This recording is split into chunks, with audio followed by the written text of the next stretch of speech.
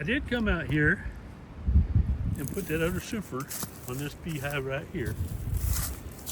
They are still kind of calm, a little smoke in there, but yeah, I've got that medium super on here. It's an 8-frame hive, and it's full of honey, so these girls should be fine for the winter.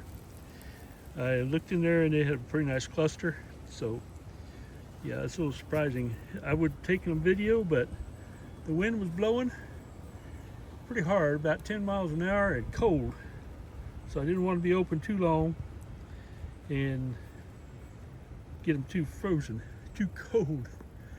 It's 55 degrees, but still I didn't want to disturb them too much.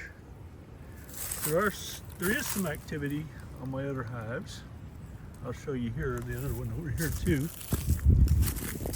They're coming out a little bit just to do whatever they need to do and going right back in. Yep. So we're set for now.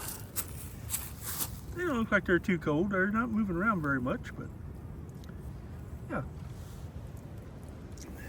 And this one here too. They look a bit quiet, but they didn't have any smoke on them. And this one over here should be good too. Let's see what's going on here.